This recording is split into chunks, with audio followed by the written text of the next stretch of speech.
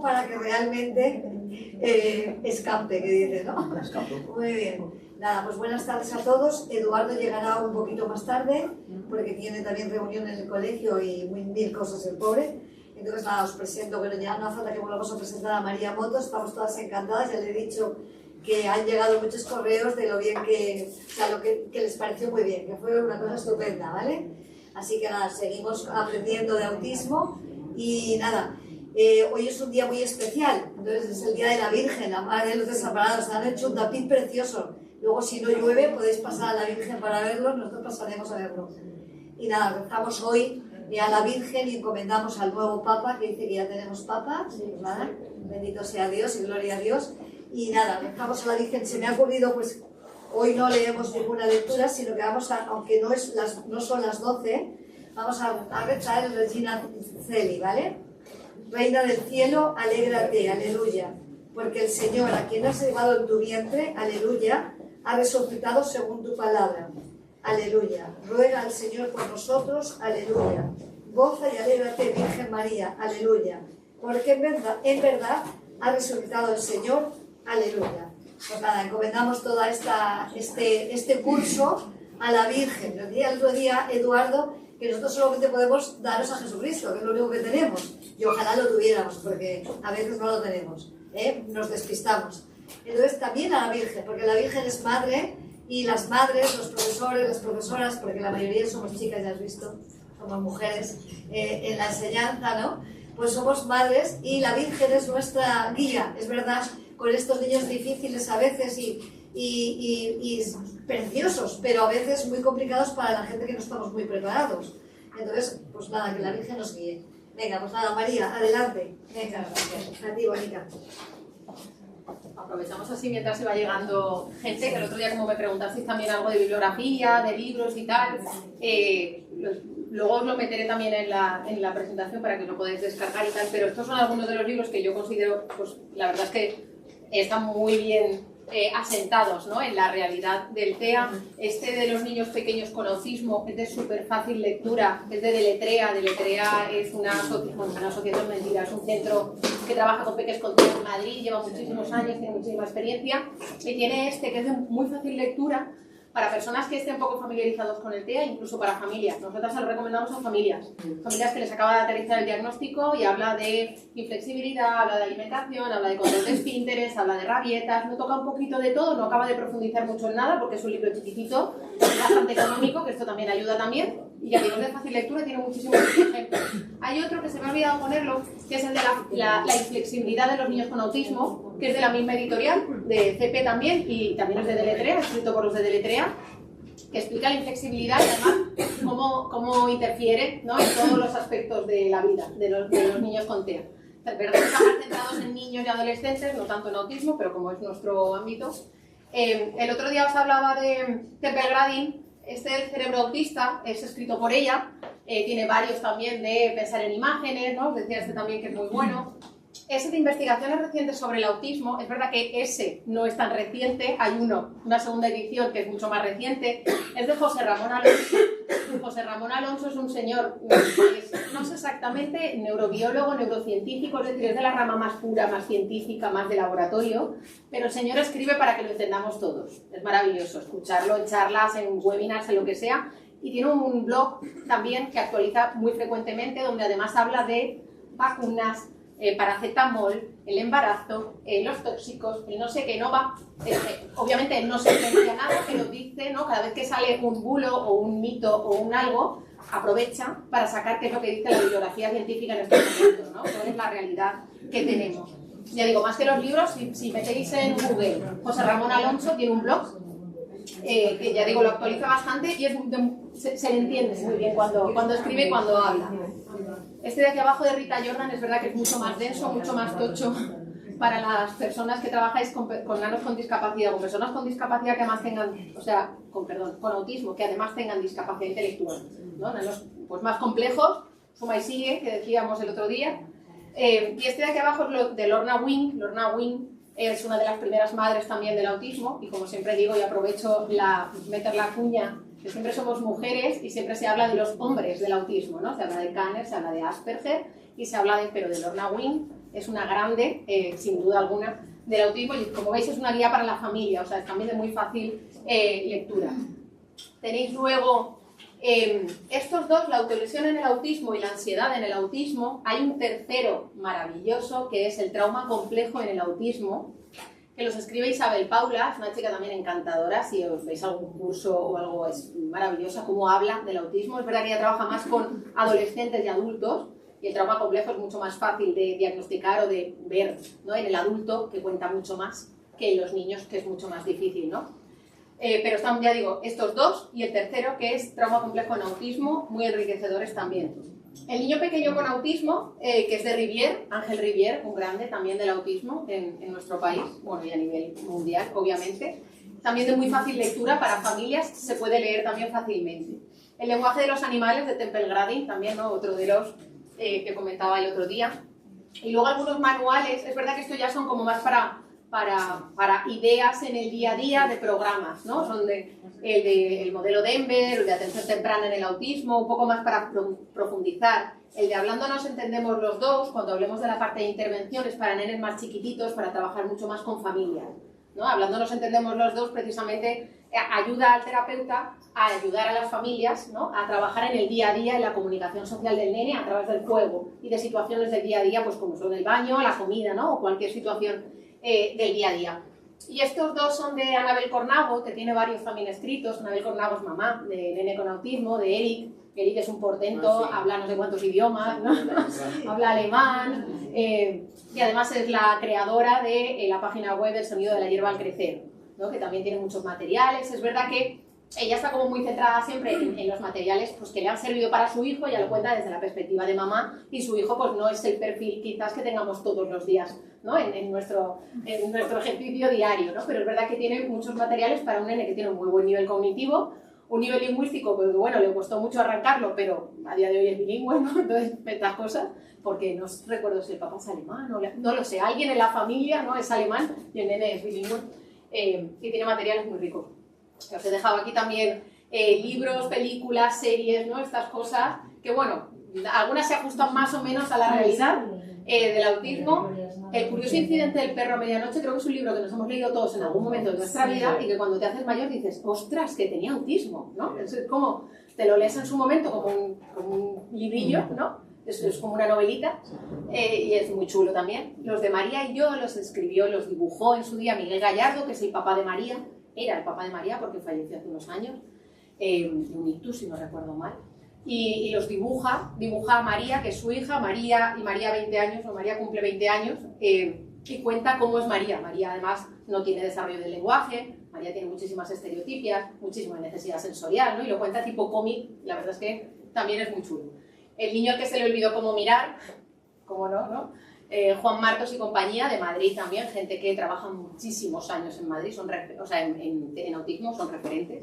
La peli de Temple Grandin que os decía el otro día, y esas tres series, bueno, creo que las conocéis todas, ¿no? Se pueden ajustar, ya digo, más o menos a la realidad, pero tiene puntos muy chulos, ¿no? The Good Doctor, esta parte, cuando él se queda mirando siempre las radiografías o las resonancias y de repente se ve como, y hace cling, ¿no? Y conecta y ve cosas que nadie más está viendo, ¿no? Eso le pasa, ¿no? A los niños con TEA. Lo que pasa es que en The Good Doctor siempre le pasa para bien, no digamos, para llegar a un diagnóstico, y bueno, a las personas con autismo pues no siempre le puede pasar, ¿no? Yo siempre pienso, cuando doy formaciones o tal, si yo tuviese hipersensibilidad auditiva, el cañón está todo el rato, ¿no? Pues igual no podría estar hilando mi discurso porque estaría todo el rato y al final me saturaría, ¿no? Entonces, claro, eso no lo pueden controlar, ¿no?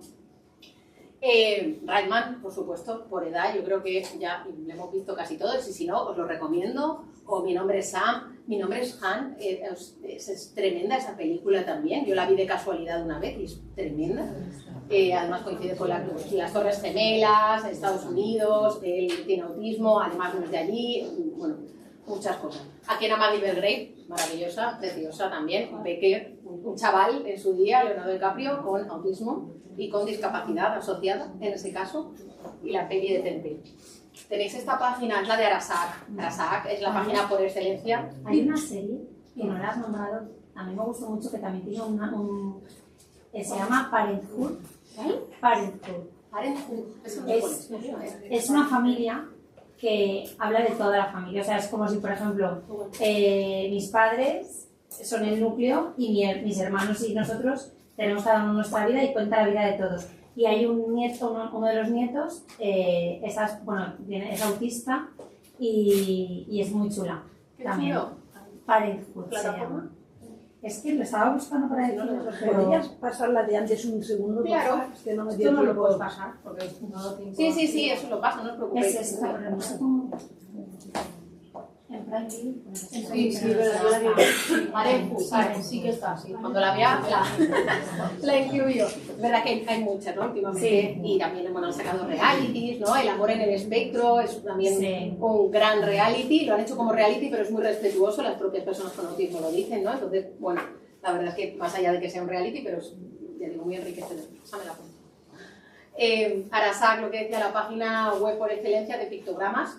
Además, Arasac es una página que ellos siempre dicen que está viva y que crece con nosotros, ¿no? Entonces, hasta el punto de yo necesito un pictograma de X cosa que no está en Arasac y les puedes escribir para que lo creen. Esto es maravilloso. Además, no te cuesta nada, es gratuito, claro, luego lo sacan a todo el mundo y entonces se puede utilizar. Se crearon nuevos pictogramas para fallas, las falleras, las tracas, no sé qué, para el coronavirus, para tal, no sé qué, ahora para la dana, ¿no? Se van creando y van enriqueciéndose. Tiene parte de catálogo y aparte tiene también ahí un apartadito de materiales, que te metes ahí en los materiales y puedes ir filtrando por etapa educativa, por temática, ¿no? Tienes varios filtros y puedes encontrar muchos materiales. Es verdad que yo siempre digo que los materiales que hay colgados por ahí a mí me sirven de modelo muchas veces, ¿no? Rara vez es la vez que me descargo el material y digo, guau, perfecto para este nene, ¿no? Pero bueno, hay veces que no sé cómo hacer esto, te pones a buscar material y dices, vale, así, ¿no? Y a partir de aquí ya pues me lo adapto y le pongo un poco, le meto también los intereses que le gustan a mi niño, ¿no? O se lo adapto a su imagen y semejanza. El sonido de la hierba al crecer es el de Anabel Cornago, que comentábamos antes, también tiene muchísimos materiales, cuenta ella su experiencia, ¿no? Y todo esto. Estos de José Aprende tienen un montón de libritos con pictogramas, están los de Geo Editorial, que también, ¿no? Están muy adaptados con pictos también. Estos es que son casi todos basados en rutinas del día a día, en emociones, ¿no? José va a la peluquería, José se baña, José va al cole. Pues es como Teo cuando éramos pequeños, pues adaptado con pictogramas, mucho más sencillo, ¿no? Con menos estímulos visuales, como más limpios fondos, solamente la imagen, los pictos, que están totalmente adaptados. Hay muchas más, pero es verdad que es la primera, que es la que salió primera y a partir de ahí han crecido muchísimos otros proyectos. Es la de Dr. Tea, del Gregorio Marañón de Madrid. El Gregorio Marañón de Madrid tiene un servicio especial, que es el Dr. Tea, que está centrado además en diagnóstico, no tanto en intervención obviamente, pero sí que en diagnóstico, y trabaja mucho para acercar el ámbito hospitalario a las personas con autismo, que sabéis que esto es tela. Y se hacen muchas cosas muy mal, ¿no? Con las personas con autismo, con discapacidad, con cualquier trastorno del neurodesarrollo. Entonces, si metéis en la página web del Dr. Tea, si veis ahí es un hospital virtual, tiene las distintas especialidades y vas pinchando en cada especialidad, tiene historia visual, o sea, historia social de qué es lo que va a pasar en ese lugar, ¿no? En esa consulta de dermatología. Me van a mirar tal, me van a preguntar no sé qué, voy a entrar a esto. En alergología, me van a pinchar, voy a tener que no sé qué, voy a esperar tanto rato. Y están las historias sociales, tanto en imagen, en fotografía, como en pictograma, como en palabra escrita, ¿no? En distintos también niveles. En el Hospital de Manises, aquí en Valencia, en el Hospital La Fe también estamos ahí trabajando en ello, en el Hospital de Castellón también, ¿no? Estamos intentando, bueno, pues eso, acercar al final que el ámbito hospitalario pueda ser un ámbito al que puedan acercarse las personas con autismo, igual que todos los demás, porque si no luego pues cualquier problema de salud crece, ¿no? y supone un grandísimo problema. Muchas familias dicen no voy a urgencias porque ¿para qué? ¿No? Y acaban ellos gestionándoselo como buenamente pueden. A veces funciona y obviamente pues otras veces no. Y ya está, yo creo que ahí los tenéis un poco, pero bueno, ya iré sacando más y esto os lo paso y os los meto, ¿vale? Así que con esto nos quedamos en por dónde íbamos. Sabéis que soy muy visual. Íbamos por aquí, por nuestra historia social, nuestra anticipación en realidad, no es una historia social, es una anticipación. Estábamos en el primero de conceptualización del TEA. y habíamos visto un poco todos los síntomas, todos los rasgos nucleares. Esto cuando en psicología hablamos de rasgos nucleares, que luego el papá me dice, ¿qué es eso de rasgos nucleares? Esto, ¿no? Los rasgos nucleares es aquello que diferencia al peque con autismo del peque que no tiene autismo, porque luego las otras muchas cosas van añadidas, ¿no? Van también pues, en la personalidad del niño, en su historia de vida y todas estas cosas.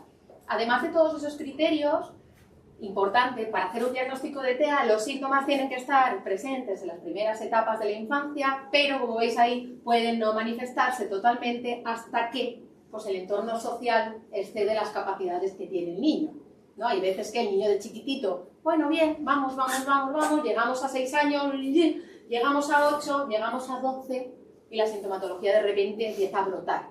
No es que se haya convertido en TEA, no es que se haya hecho TEA, ¿no? Obviamente ya lo era, nació con el TEA y poco a poco ha ido gestionándolo como buenamente ha podido. Esto nos pasa también, hay personalidades que pues, somos más ansiosas o menos ansiosas y lo llevas medio bien toda tu vida hasta que de repente, pues bueno, ¿no? El trabajo, la vida te excede y por lo que sea empieza a aparecer más sintomatología, ¿no? Y por otro lado, los síntomas tienen que causar un deterioro clínicamente significativo, si no, no hay diagnóstico, ¿no? Esto es el punto un poco diferencial de no se tiene que sobrediagnosticar, para nada, o sea, las etiquetas, porque si no tienen sentido cuando realmente evidencian las dificultades que esos síntomas le están creando a la persona. Sí, yo puedo, entenderme, yo puedo ser un poco perro verde, ¿no? Yo puedo ser un poco, pues, bueno, peculiar, todos lo somos en algún aspecto, pero si eso no me crea ninguna interferencia, no tengo por qué tener un diagnóstico, ¿vale? Eso sí, si soy un poco peculiar y a día de hoy no me crea interferencia, si soy pequeñito, hay que seguir vigilando, porque es probable que en algún momento esto le cree interferencia, ¿no? Entonces lo digo porque un poco, decíais lo del aumento de la prevalencia y todo esto, y hay un también falso mito por ahí de que se sobrediagnostica el TEA. Yo soy de las que pienso que no se sobrediagnostica, ¿no? Otra cosa es que yo vea en redes sociales a alguien que tiene autismo y yo diga, yo tengo autismo porque lo he visto en una red social y ya está, me quedo tan ancha. Y otra cosa es que luego de un proceso de valoración y diagnóstico, ¿no? Se haya puesto un diagnóstico que no corresponde. Yo creo que se diagnostica más, no, yo creo, por lo que yo vivo en el instituto, los TDAH, porque como ahora todos son TDAH, como en cuanto ves un niño movido ya son los TEA, yo creo que cuesta más. Cuesta más ponerlo porque estigmatiza más, ¿no? Es más, la etiqueta de TEA, pues yo siempre digo, ¿no? Hay veces que los papás, claro, pesa más, o sea, exacto, ¿no? Desconocemos, que siempre digo, bueno, no quiere decir que un niño con TDAH puede tener una vida catastrófica, es decir, ¿no? Mal llevado, sin ningún tipo de intervención, o con un mal entorno, ¿no? O con una medicación mal dada, puede tener una evolución muy caótica, ¿no? Y puede realmente tener mucha interferencia en su día a día. Y a lo mejor un niño con TEA puede tener una evolución maravillosa y está totalmente adaptado e integrado, ¿no? Cuando realmente todo el entorno le acompaña. Esto puede pasar y existe, es la realidad, ¿no? Sí, tengo una pregunta. Claro. Cuando hay un niño que está en el borderline y no está muy claro si eso no es, ¿que es mejor estigmatizarlo o trabajar? Es difícil, exacto. Yo creo que depende de muchas cosas. Depende, por un lado, de la interferencia que le esté creando esa sintomatología. O sea, cuánto ruido le está haciendo en su día a día, en el cole, con los compañeros, en casa. O sea, realmente le crea una interferencia. Esa creo que sería la primera pregunta. La segunda pregunta quizás sería eso, empezar a trabajar con él. Y a lo mejor dar un tiempo, ¿no? Nosotras, es verdad que muchas veces pues, nos vienen nenes de 4 o 5 añitos, nenas sobre todo, de 4 o 5 añitos, y de, Claro, es que este niño se está trabajando con él de 12 años, ¿vale? ¿Qué pasa? Se ha trabajado muy bien con él y entonces ahora alguien que no conoce su historial incluso dice no tiene, pero realmente es un proceso de trabajo. Ya. Entonces, ahí la duda es si se debe hacer o no. Claro, pero entonces hay que buscar en la historia de vida. Si la historia de vida es TEA, es TEA. Lo que pasa es que se ha trabajado muy bien con él. Se ha trabajado muy bien. Y es funcional. Claro, y ha conseguido que, pero es funcional efectivamente, pero es funcional porque por todo el trabajo que se ha hecho, claro, ¿no? Por todos los apoyos que se le han dado. Realmente, menos mal, los papás me dicen, no, pero es que ha evolucionado tanto. Claro, suerte, menos mal, es que la terapia funciona, ¿no? La intervención funciona y los apoyos funcionan. Y ya, es que no voy a la anterior. ¿Puede haber un TEA que no tenga una discapacidad asociada? Sí, claro. Ahora lo cuento, sí, ahora lo cuento que en el diagnóstico está. No sé si Tengo una pregunta. A la hora de hacer un diagnóstico, ¿cuándo se pasa de tener rasgos TEA a ser TEA? Cuando se cumplen todos estos. Cuando se cumplen los criterios suficientes, crea una interferencia y estás convencido de que no hay otra cosa en su vida que le esté creando estos.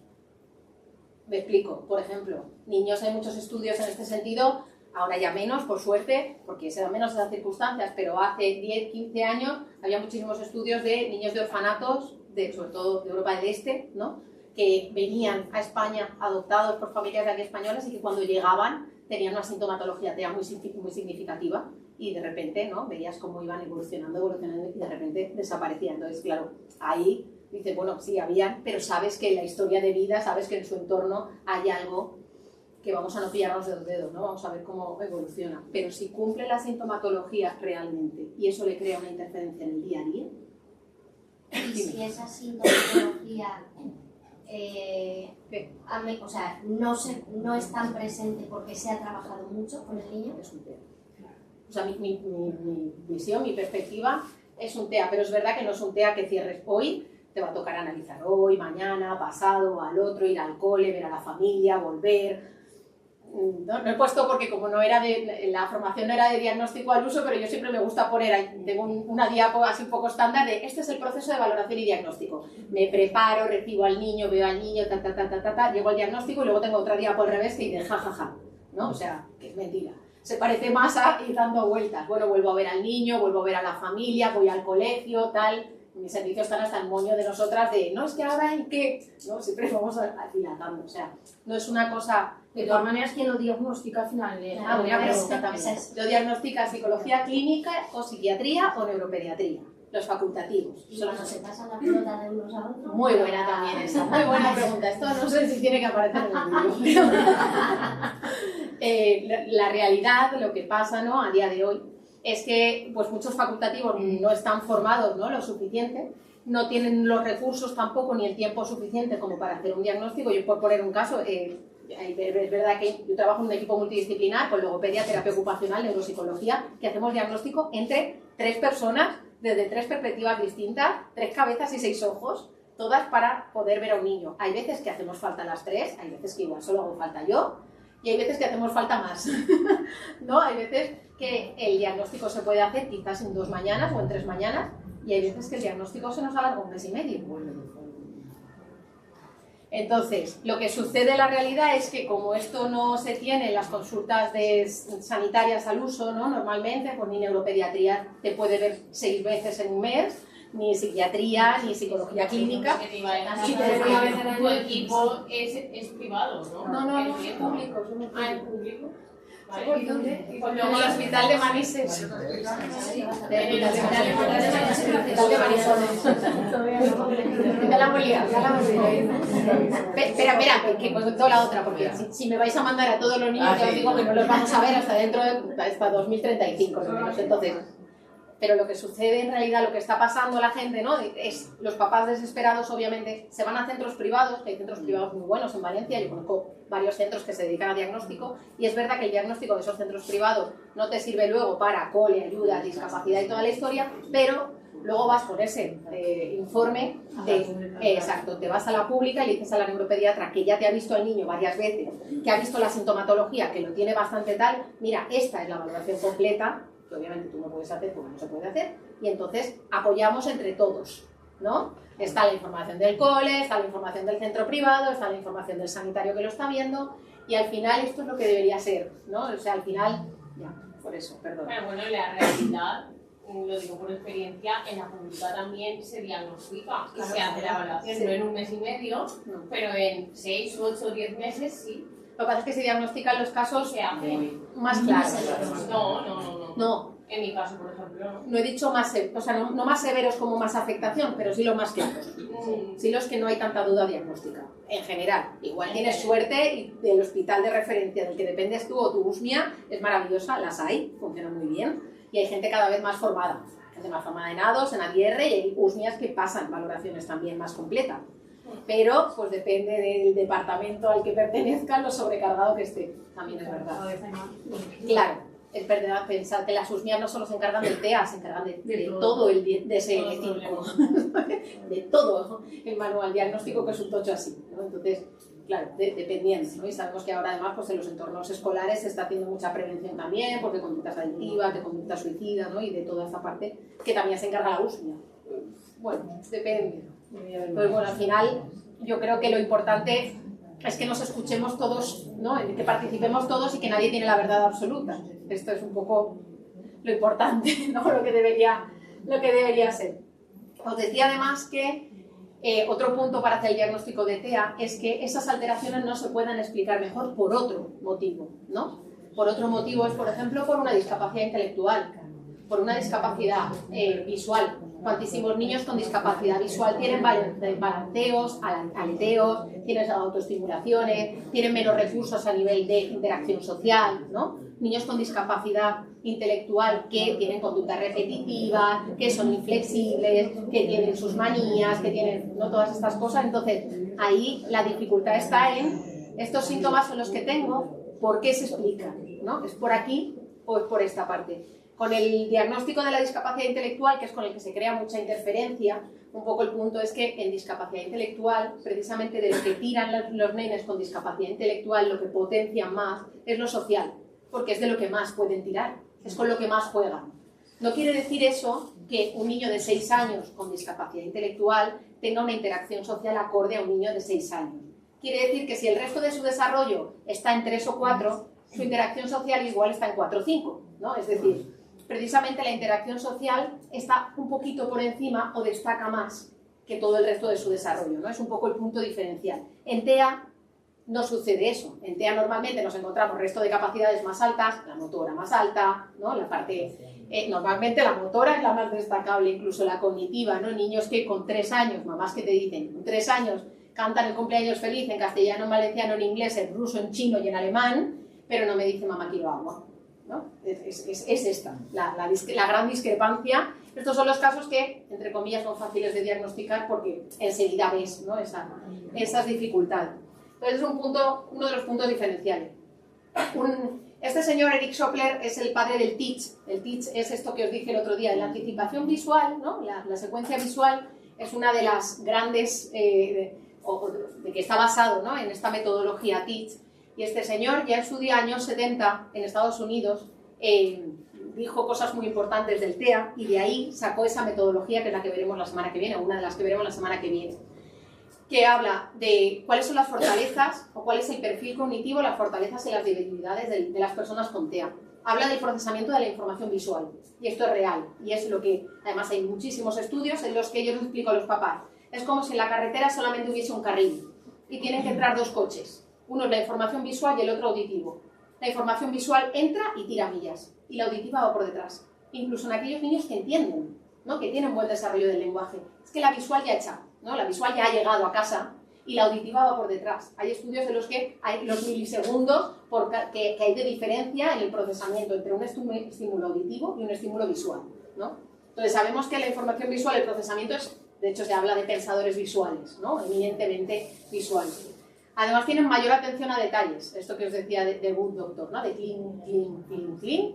O es el niño que le sueltas las 100 piezas del puzzle encima de la mesa y hace.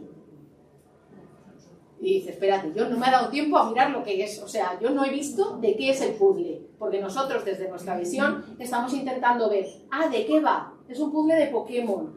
Vale, pues está entonces las verdes, las azules, y el niño ha hecho así y las va montando, porque ve el detalle, ¿no? Percibe el bigote que va con el no sé qué y entonces, ¡pling!, ¿no? De repente hila. Con dificultades para secuenciar, para integrar, conectar o extraer significado entre ellos. Por eso muchas veces no conectan las ideas, ¿no? Perciben en una sala esto, esto, esto y esto, pero no saben qué es una sala, ¿no? En global, lo que tiene más gente. Variabilidad de la atención, esto de que no prestan atención, bueno, y luego hacen hiperfoco en sus intereses, ¿no? Lo que pasa es que su atención, digamos, ahora luego lo veremos, que como se satura de tal manera, lo que les llega es lo que más entienden. ¿Y qué es lo que más entienden? Lo que más les motiva, sus intereses. Problemas de comunicación en distintos niveles, pero siempre en la iniciación y en el uso social, incluso aquellos que tienen desarrollo del lenguaje. Dificultad en el manejo de conceptos de tiempo. Ayer, hoy, mañana, pasado, días de la semana, pues, desastroso normalmente, ¿eh? Luego se pueden aprender la secuencia automática de lunes a domingo, si tienen ese interés, se la han aprendido. Pero saber que ayer era miércoles y mañana es viernes, ¿no? Les supone un gran problema. Incluyendo los cambios de actividades. Dejar de hacer una actividad para pasar a otra. Abandonar una actividad para pasar a otra. Las transiciones, ¿no? El cambiar de una cosa a otra a veces nos ayuda el coger un objeto, lo llamamos de transición, ¿no? Si están haciendo una actividad, anticiparle visualmente que se van al patio, a lo mejor en ese momento les bloquea, pero si le anticipo visualmente y además le doy el bocadillo, mira cariño, nos vamos mira el bocata, nos vamos al patio, nos vamos al patio, no, y la cancioncita que queramos, ¿no? Le damos otra información de otra manera que le entra por otros canales y le permite entender mejor qué es lo que está pasando. Cadena Prevost en Europa, Estados Unidos. Mira. Estados Unidos. Prevost.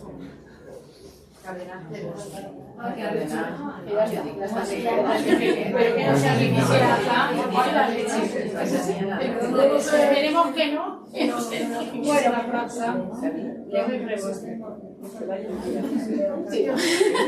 ¿Será que quería atrás? No lo sé. Bueno, pues en Estados Unidos. Pero habrá más de uno, ¿no? Sí, pero ya se olvida. Tendencia a pegarse, a fijarse a determinadas acciones, determinadas actividades, determinados estímulos. Cuantísimos niños pequeñitos llevan un objeto en la mano, siempre tienen que llevar cochecitos en la mano, siempre tienen que... Es verdad que esto en determinadas edades es normal, porque esto también se lo decimos a los papás, ¿no? Que un niño de 2 añitos se vaya al coche y se suba al coche siempre con su cochecito, con su muñequito, es totalmente normal. Pero fijaros que al final la explicación es un poco la misma. El niño de 1 añito, 2 añitos, 3 añitos no sabe dónde va todavía. Entonces coge un elemento de seguridad, por mucho que vaya con papá o con mamá, pero no sabe qué va a pasar. Entonces llevan elementos de seguridad. Cuando van a la guardia llevan elementos de seguridad, ¿no? A la escuela infantil. La mochila. Exacto, ¿no? Llevan lo que sea, pero tienen que llevar algo o algo cogido en las manos, o les da por palos, o lo que sea, ¿no? O cuando salen del parque a casa llevan un palito y se van con el palito a casa, ¿no? Nuestros medios con TEA esto lo hacen más dilatado en el tiempo, ¿no? Dificultades, o sea, también tendencia a fijarse a rutinas, ¿no? Esta inflexibilidad, esta rigidez, esa tendencia a las cosas son de la misma manera. Y no entiendo por qué tienen que ser de otra, ¿no? De repente cortocircuito porque me estáis cambiando y esto no tenía que ser así, ¿no? Yo ya me había acostumbrado a que sé lo que va a pasar a continuación y si sé lo que va a pasar a continuación estoy tranquilo porque no me da miedo. Es que si no, no sé qué va a pasar.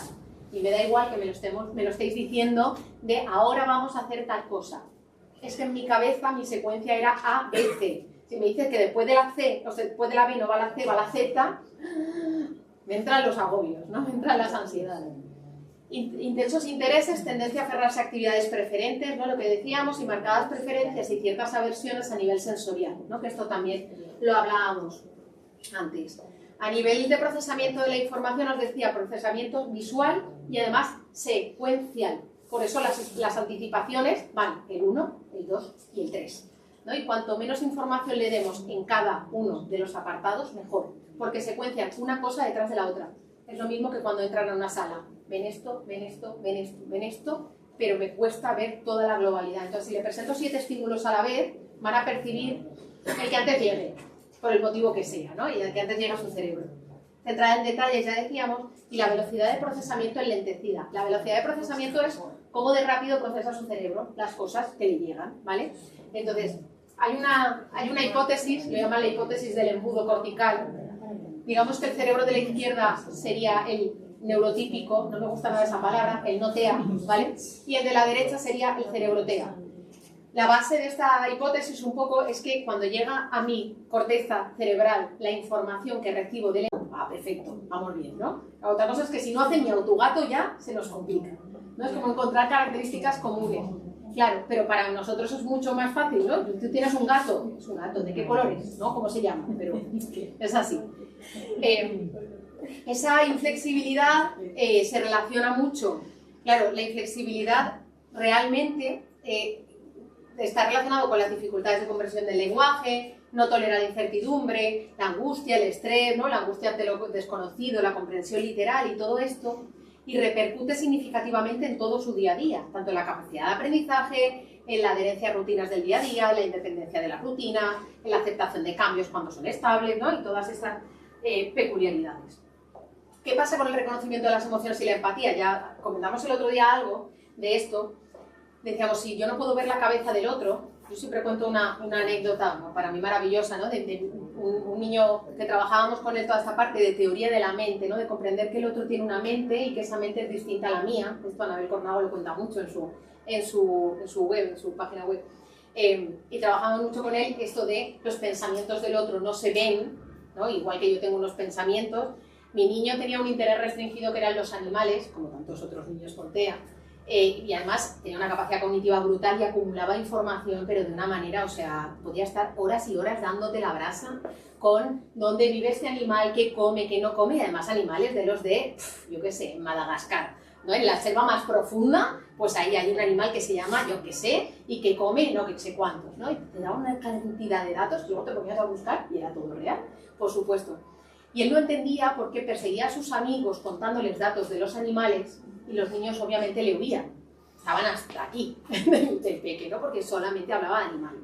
Entonces, trabajando teoría de la mente, un día tuvo un insight, ¿no? Desde psicología decimos un insight, como un darse cuenta, ¿no? Como un esto.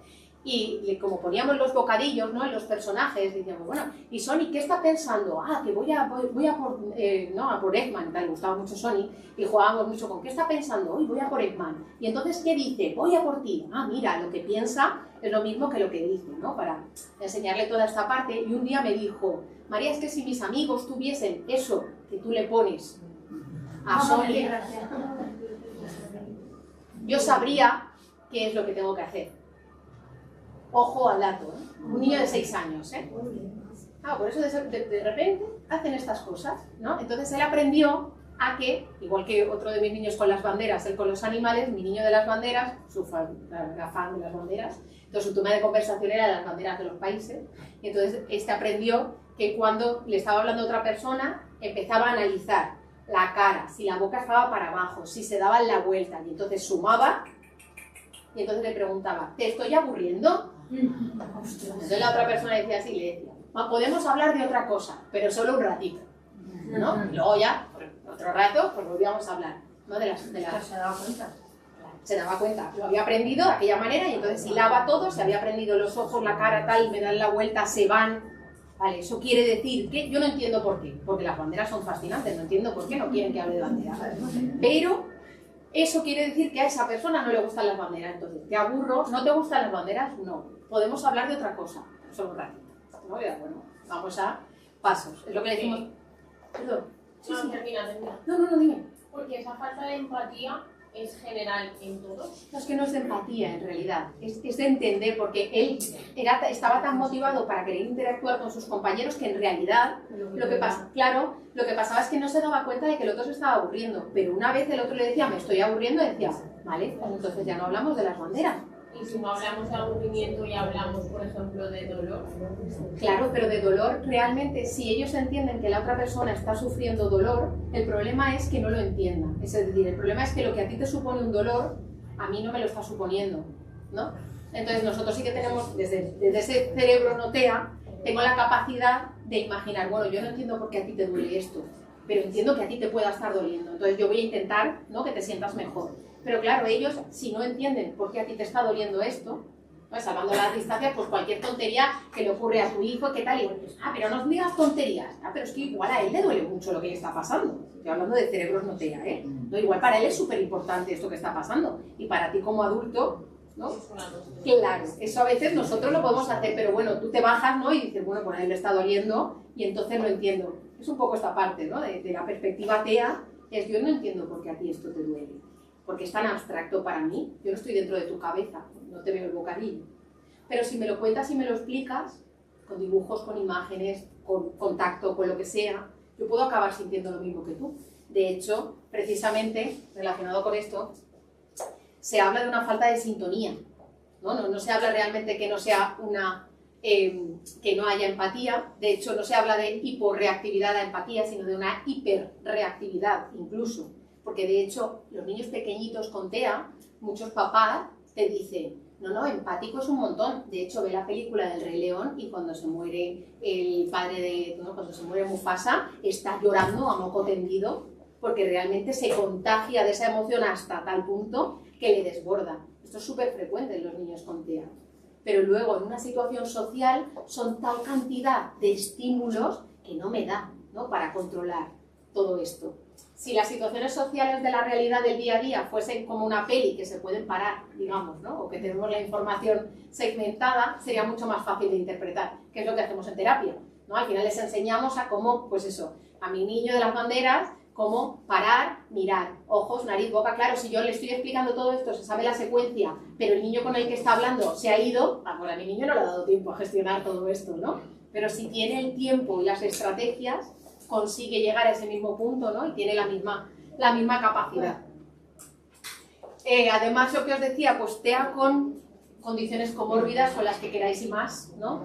Puede ir con discapacidad intelectual, con TDAH, con trastornos de ansiedad, cuando son más mayores con trastornos de la conducta alimentaria, con los que queráis, ¿no? Con adultos con trastornos de la personalidad, pues como cualquiera de nosotros, trastornos del estado de ánimo, ansiedad, todas estas cositas. Entonces, se intensifica todo.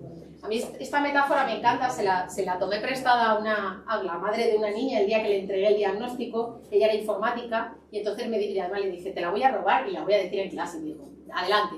Y me dijo, es como si yo procesase en Android y mi hija procesase en iOS.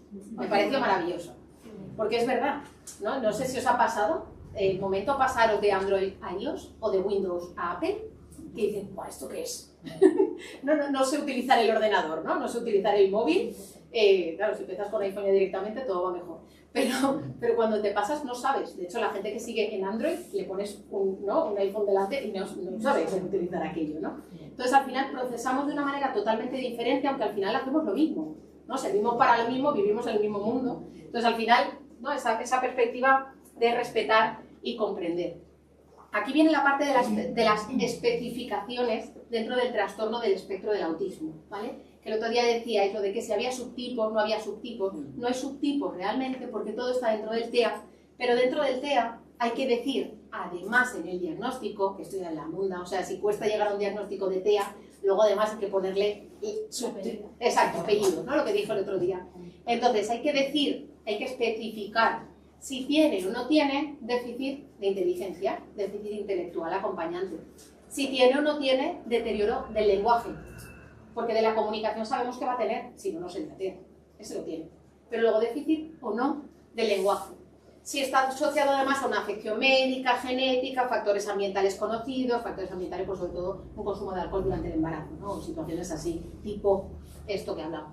Asociación de otro trastorno del desarrollo neurológico, mental o del comportamiento, aquí entran los trastornos de la conducta, aquí entran las epilepsias, ¿no? O incluso daño cerebral adquirido, o cualquiera de estas situaciones. ¿Y el TDAH también entraría ahí? No, el TDAH es como va aparte. Vale. Sí, el TDAH va aparte. Es verdad que a veces lo meten ahí como trastorno mental. Bueno, da igual. Si lo tiene aparte hay que meterlo también, ¿no? Son diagnósticos comórbidos. Y lo de la catatonía, yo lo pongo siempre porque lo pone en el manual diagnóstico, pero a día de hoy yo no he conocido a ningún niño con TEA más catatonía. Catatonía es bloqueo, ¿no? A nivel físico. Pero verdad, ni niños, ni adolescentes, ni adultos, pero bueno. Después de estas especificaciones, TEA, con todo lo que hemos dicho antes, además tenemos los niveles de apoyo, que es lo que os decía el otro día, que pone nivel de gravedad, pero realmente es una traducción mal hecha, yo creo, porque luego pone grado 2 necesita ayuda muy notable, grado 3, grado 2 necesita ayuda notable, grado 1 necesita ayuda. Disculpa, Sí. voy un poco a lo práctico y voy un poco hacia detrás. Es que, a ver, yo escuchar todo esto me parece súper interesante, pero tengo una duda. Yo tengo un alumno supuestamente con TEA, que estoy en infantil en 3 añitos, y estamos con el tema de ITACA 3, ¿no? Entonces yo como tutora maestra, yo tengo que rellenar, voy a decir el qué. Sí, me digo. Vale. Yo no soy de El informe de educación. evaluación socio-psicopedagógica. No, la orientadora. Es que yo me veo como que esa pregunta me la dan hacia aquí, ¿sabes? Entonces, claro, nos está pasando esto, o sea, que yo lo entiendo, yo lo escucho, lo recibo y me lo quedo para aprender y saber cómo afrontarlo. Pero cuando yo me meto ahí dentro, entran todos los males, ¿me entendéis, no? Porque Yo me siento muy capaz de poder yo redactar fortalezas, debilidades, intervenciones de La orientadora tiene que redactar ese informe con el apoyo de todo el equipo educativo que está trabajando con el niño. Entiendo los maestros especialistas, si tiene una valoración previa también, si la han traído los papás, con la información que recojan, con la valoración que ella haya hecho y con lo que recoja de la tutora. Pero no tendría, entre comillas, que hacer rollo. Sois más de educación, ¿verdad? Soy de sanidad, pero yo no. O sea, te puede recoger información y podéis hacerlo de una manera conjunta, pero entiendo que Es función del tutor. es función de la No, no es función de a mí me la dice, es que esto tiene que estar hecho porque es función del tutor. Pero tú has metido en Itaca. Yo, por ejemplo, estoy en tu mismo caso. Vale. Soy también tutora infantil de 3 años y tengo un niño que yo solo rellené el PAP. En Itaca me metí y puse las medidas que estamos haciendo de nivel 3. Exacto. Este niño es que ya viene de 2 años con uniforme del anterior, no sé, Para el diagnóstico. Sí, Sí. bueno, con diagnóstico, por Con el sospecha trastorno diagnóstico. de los desarrollos. Entonces, claro, ahora mi psicopedagoga del cole me dice que yo ahora tengo que, pues cuando entré en Itaca, tengo que mirar si esas barreras y esas fortalezas que tenía puestas por la persona que llevaba antes coinciden con las de ahora, y si no las tengo que cambiar yo. Pero son las medidas. Bueno, las fortalezas. O sea, Pero esas son las medidas. Son las medidas. Está. No es todo esto. De hecho, esto tampoco lo hace la orientadora. Esto, los niveles de apoyo no son los niveles. No, perdón, vale. Los niveles de apoyo no son vuestros niveles de apoyo, estos son del diagnóstico. Ya. Esto los pone el facultativo, de hecho, esto lo pone el psicólogo clínico, el psiquiatra. Pero mira, por ejemplo, pone qué necesidades educativas tiene el niño, medidas de respuesta, grado de apoyo que necesita, justificación de la medida. Pero ese grado de apoyo es el vuestro de educativo. Ya, pero eso lo tengo que hacer yo, no, la orientadora. No. Solo hace la orientadora. Quizás no, que se informe y que se oriente mejor ella. Porque no me cuadraba, yo digo, esto no me va a tocar cosas. no, claro, entiendo que por lo que me veo como que no controlase hasta ese punto, para no hacer eso como bien. No, tú aportarse las medidas, ¿no? Entiendo del aula. Las medidas, Exacto, las adaptaciones que podéis hacer en el aula, ¿no? Entiendo. Sí, las medidas sí, Eso las también. Eso es lo que me das que no son más que si le hablas no sé cómo, que se pone estricto, que se tiene un horario visual, que si te lo pones cerca, que si le das la manita, que Que se si saca le un adaptas el baño, que si tiene que ir al baño y le cambias el pañal, que si le ayudas a almorzar, todas esas cosas las tienes que poner tú en las medidas. Pero todo lo Y el demás, informe barreras, psicopedagógico y el grado de del apoyo que colegio tiene que nuevo, darle y todo eso, ¿tú eso lo sabes? O sea, o el informe psicopedagógico, porque ahora está en un nuevo colegio. eso se supone que la orientadora le ha tenido que evaluar a lo largo del curso y lo ha tenido que Y si no rellenar lo ha ella. valorado porque no puede valorarlo porque no tiene recursos o porque no es posible hacer una valoración, pues vendrá con un diagnóstico de otro sitio y lo cogerá de otro sitio, del centro privado al que O sea, vaya, la atención temprana, mantenemos lo el que que sea. tenía. Bueno, lo ideal es volver a hacer una valoración, pero es Y la verdad tendría que hacer. A ver, pero para para sí, que sí, no se no, claro, entre 2 o 3, claro, no acaba la O sea, frase. que Entre 2 o 3 años no. 5 años. No, hace falta cambio de etapa, entonces. Él ha venido de la academia con un informe, Sí, pero hay un cambio de ciclo. Pero lo Bueno, real es cada 3 hay años. 0,336. Hay un cambio de ciclo cuando vaya a 5 Alguna vez, frecuentemente o siempre, preguntas como, da la impresión de que mira a través de las personas como si no estuvieran, ¿no? Es como que te mira pero te atraviesa, que decimos muchas veces, sí, me mira pero no sé a dónde, ¿no? O repite, aunque no de forma inmediata, sonidos, palabras o frases que puede haber escuchado previamente, las ecolarias que decíamos el otro día, ¿no? Entonces tiene un barrido, como veis ahí, por un montón de características, golpea, pellizca, muerde o se lastima a sí mismo, pero también se deja modelar físicamente por el adulto, se gira cuando le llaman por el nombre, ¿no? Y tenéis ahí todo ese cribado y luego al final te saca unas puntuaciones que te permite confirmar, apoyar, ¿no? Esa sospecha diagnóstica que tú estás viendo en el aula, que estáis viendo dentro del cole, y poder quizás con más base, ¿no? Con más sustento, poder ir a contarle a alguien, oye, mira, yo creo que este peque necesita una valoración diagnóstica.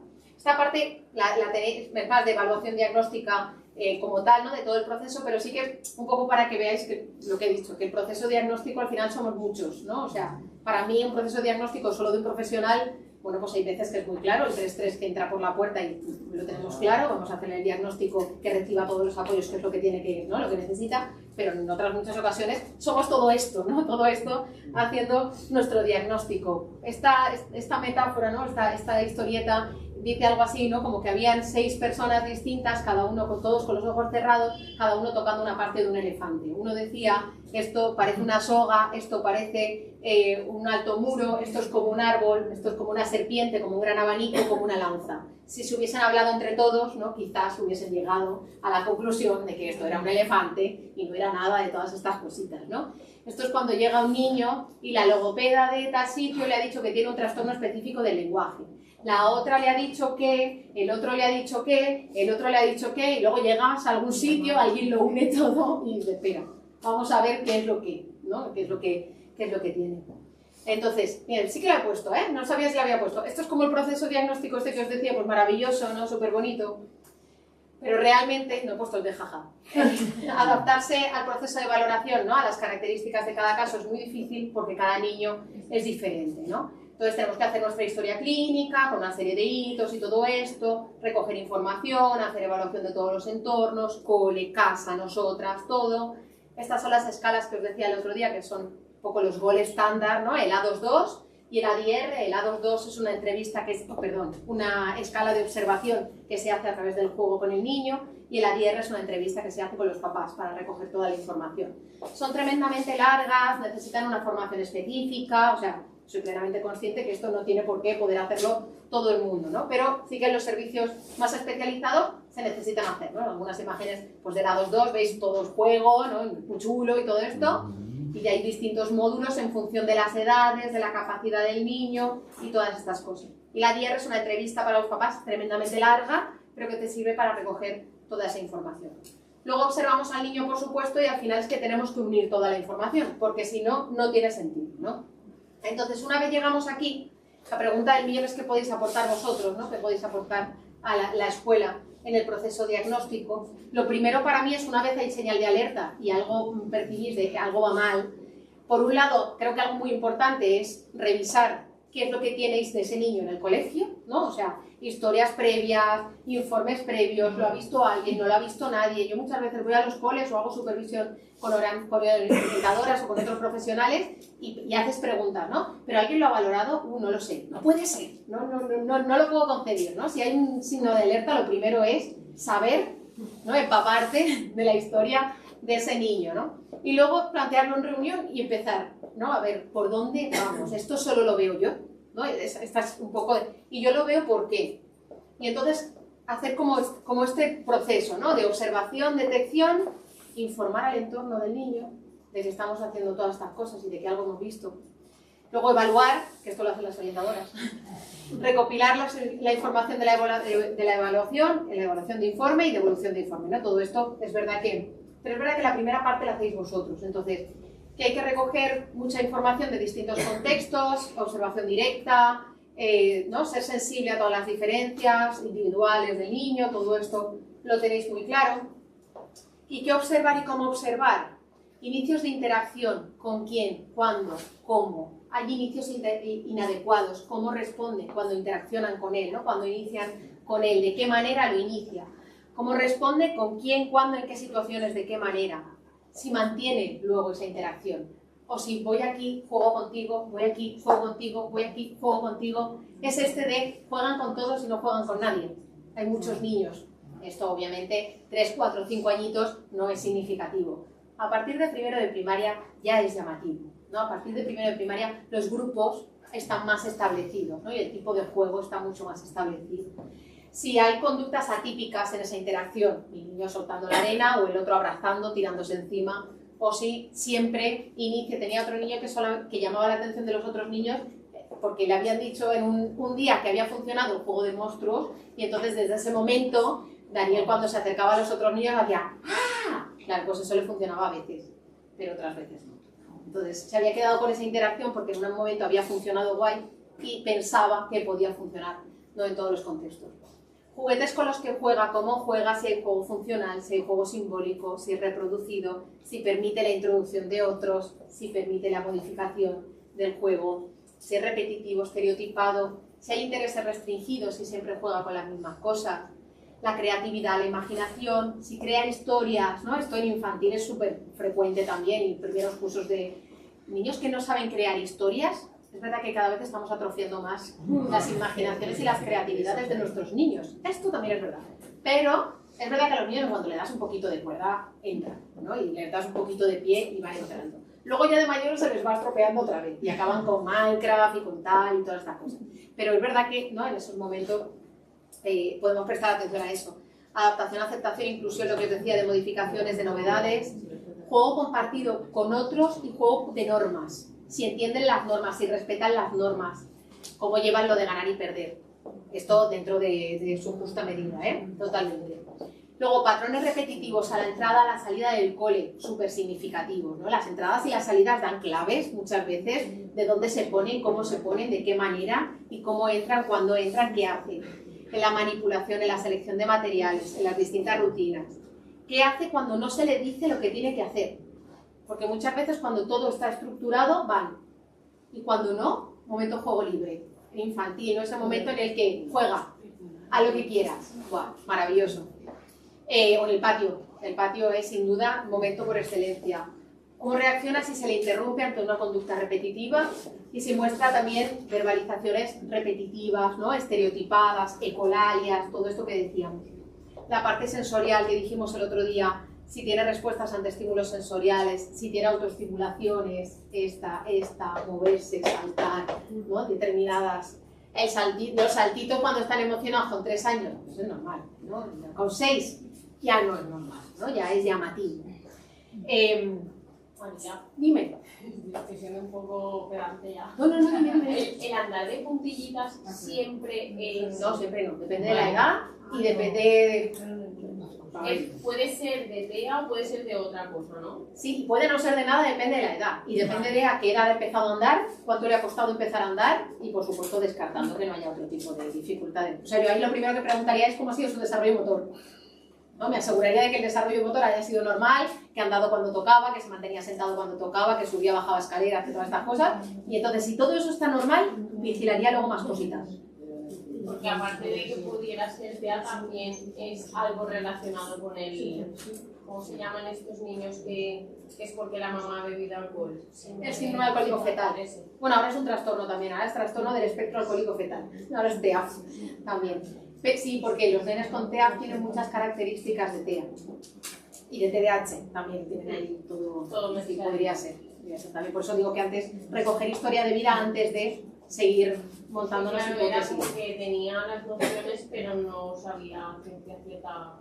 Claro, si era solo de TEA o, no, o de varias cosas. Es llamativo, ¿no? El otro día lo decías también, ¿no? Que incluso adolescentes, ¿no? Que van con las puntillitas. El que empezó a andar le costó más, entonces empezó a andar al año. Bueno, yo va bien. Sí, está bien. Pero que a los niños que empiezan antes, está todo retrasado, todo. Ya digo, claro, normalmente pasa eso, que si empieza a andar más tarde y encima anda de puntillas, dices, bueno, es que ha empezado a andar más tarde, pero ¿por qué anda de puntillas? Si es más difícil, ¿no? Lo más fácil es andar así, cuando empiezas a andar más tarde. Claro, no es llamativo, digamos, tiene mucho de sensorial. Yo ando así, mis pies están en una posición en la que tengo que hacer mucha más fuerza con todos los músculos, me tambaleo más porque tengo que ir equilibrándome todo el rato, entonces tiene mucho componente sensorial. Lo que pasa es que es verdad que hay veces que niños que es tan significativo, yo he tenido niños que antes de llegar al diagnóstico de TEA han pasado antes por rehabilitador porque le querían incluso hacer intervención porque pensaban que se les estaba cortando ya los tendones de ir tan de puntillas. Sí. Claro, a esos niños normalmente cuando es TEA y no hay otra patología motora, le dicen, no, pero apoya los pies, es que son capaces de apoyar. Lo que pasa es que cuando camino, mola más así, ¿no? Me autoestimulo más, busco más información. ¿Y puede alargarse hasta la adolescencia? Puede alargarse hasta la adolescencia. Decíamos el otro día, es verdad que normalmente se va modificando y a veces es como una silla, ¿no? Un saltito, ¿no? El que yo tengo en mente tiene como 6 añitos y claro, es que aún es muy significativo. Sí, a los 6 añitos ya es llamativo. Igual hay que buscar, mirar el resto de signos de alerta a ver si encuentras algo más. Sí, no, todos. Entonces, ya lo tienes. Ya lo tienes. Conductas de búsqueda sensorial. Ay, perdón. No. Son las 8:30. Ah, yo soy un peligro, ¿eh? No. No, vámonos, claro. A mí me queda, vamos, para rato, pero no pasa nada porque como yo me organizo, no pasa nada. Es que no he oído las campanas. No, si es que ha habido tantas campanas que no,